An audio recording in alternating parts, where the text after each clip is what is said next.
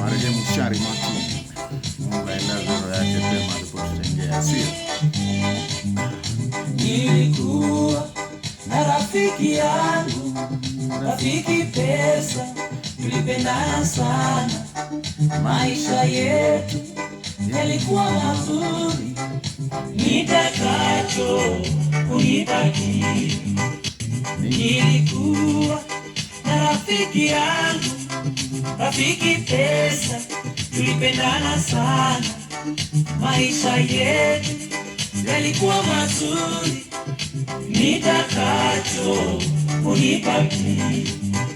Nikitaka nyumba nzuri alikuwa anijengea, nikitaka gari nzuri alikuwa aniletea, nikitaka nguo nzuri anakimbia dukani aniletea, nikitaka suti nzuri alikuwa aniletea, nikitaka wanawake anakimbia Florida aniletea, nikitaka kunywa bia alikuwa aniletea.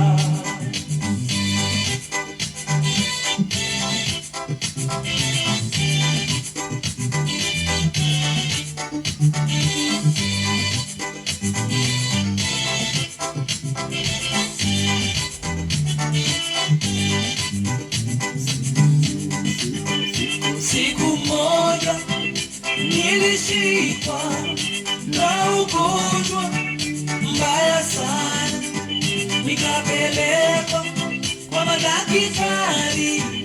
Ugonjwa huu haukupona, waliposhindwa nikarudishwa nchini kwetu, nyumbani kwangu, nikalazwa kitandani mwangu. Nilikuwa naumwa sana. Siku moja rafiki pesa akaja kwangu kunitazama, akaniambia, rafiki yangu, pole sana kwa ugonjwa, usijali, hata ukifa nitakununulia kofi.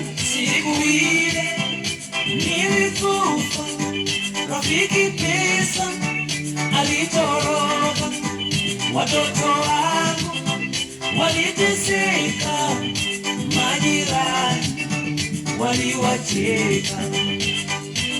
Pesa alithamini, sasa maisha kwisha.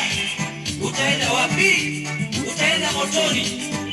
Wakati urafiki wangu na bwana pesa unapoisha, mambo mawili anakufanyia: anakununulia kitambaa cheupe na kofi ya kuingiza ndani.